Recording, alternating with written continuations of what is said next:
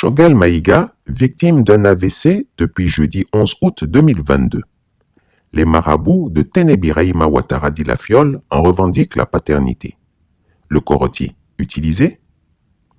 Chers lecteurs, à la date du 30 juillet 2022, dans une publication dans la section communauté de ma chaîne YouTube, Christiapi TV officielle, j'avais écrit noir sur blanc que Ténébiraïma Ouattara Dilafiol s'était retiré à Ferké et sous le couvert d'organiser les élections départementales du RHDP, avait profité pour réunir tous les dangereux marabouts et mystiques de la sous-région.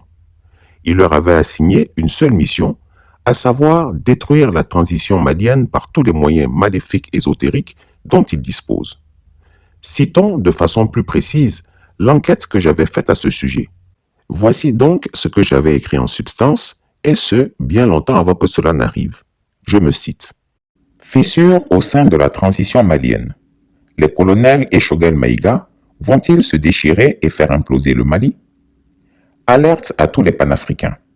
Vous devez voler au secours de la transition malienne, car les démons de la division la guettent et l'ennemi en embuscade attend le bon moment pour frapper ses membres indistinctement. L'observateur averti a pu noter depuis un semestre quelques craquements, pour ne pas dire des fissures, entre les autorités de la transition. Christiapi a toujours espéré que le colonel Assimi Goïta, par son tempérament pondéré et réfléchi, réussirait à colmater les brèches et à rétablir l'union et l'unité du groupe qui semble se fracturer en trois groupes. D'un côté, il y a le Premier ministre Choguel Maïga qui de plus en plus est à l'étroit.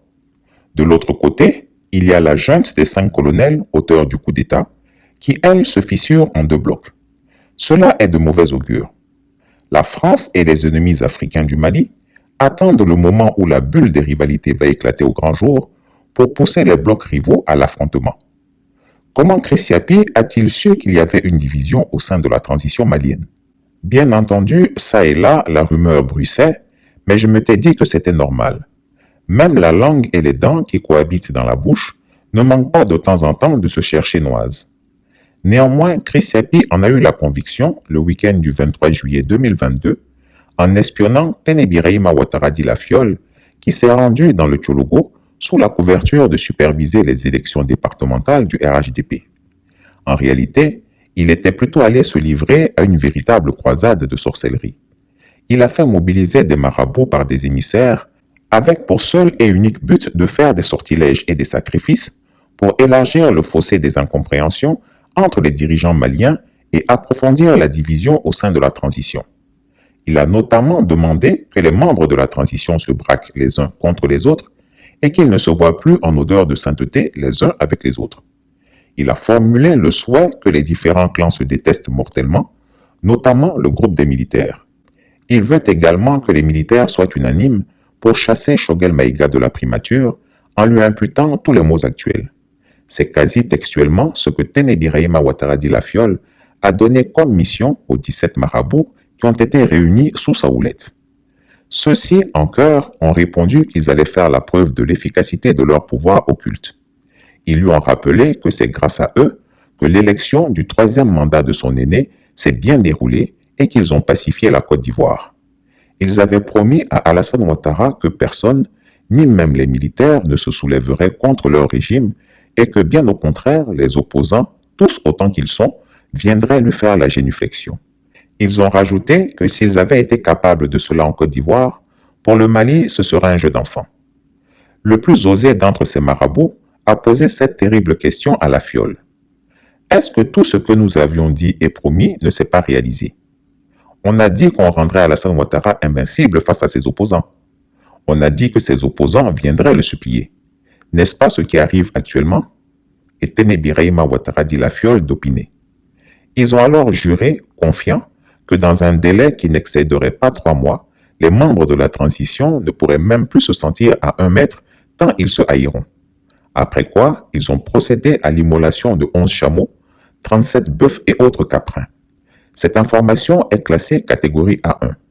La Fiole a fait un compte-rendu de cette réunion à son despote de frère qui séjournait en Afrique du Sud. C'est pourquoi Christiapi en appelle à tous les panafricains du continent et les exhorte à voler au secours de la transition malienne.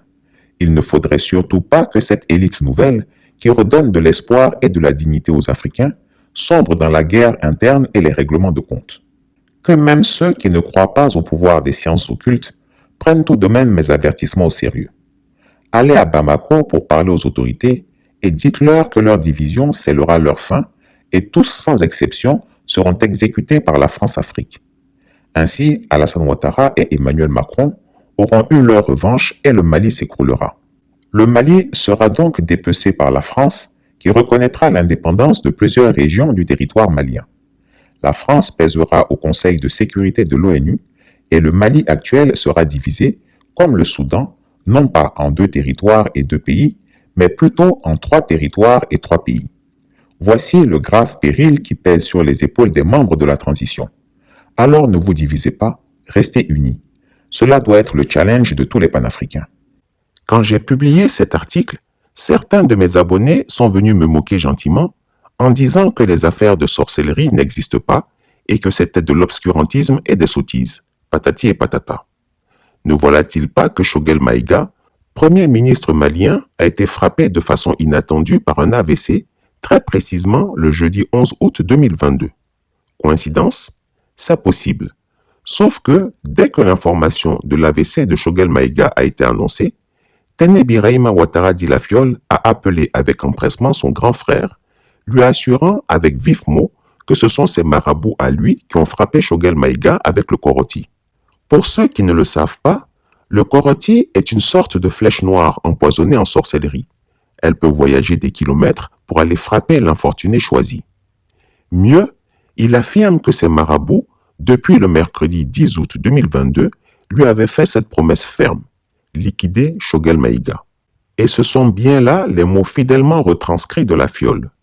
N'est-ce pas l'une des raisons de l'arrogance d'Alassane Ouattara, qui refuse de demander pardon aux Maliens, sûr qu'il est et confiant en les promesses de leurs marabouts que par leur pouvoir magique ils allaient terrasser le régime malien? En tout cas, moi, Chris Yapi, je ne suis pas là pour croire ou ne pas croire. Je suis là juste pour relater les faits avec une exactitude matérielle. Il me faut signaler, pour être plus complet, que les marabouts avaient promis frapper avec le Koroti d'autres membres de la transition malienne. Pour l'heure, Tene Birahima Ouattara Dilafiol est très heureux. Il a assuré à l'octogénaire supermenteur que les marabouts sont intraitables et formels. Jamais il n'aura à demander pardon et ce sont les voyous de militaires de la transition malienne qui viendront se mettre à genoux au pied de sa grandeur pour solliciter son pardon à lui. Parions que ce soir, la Ouattari va se gaver de côtelettes de porc, le plat favori d'Alassane Ouattara, arrosé d'un bon vieux vin de Bordeaux pour célébrer l'AVC de Choguel Maïga. À bon entendeur, salut. Chris Yapi ne ment pas. Retrouvez Chris Yapi sur son nouveau compte Twitter, ses 2 chaînes YouTube, sa chaîne Dailymotion, Instagram et Mediapart.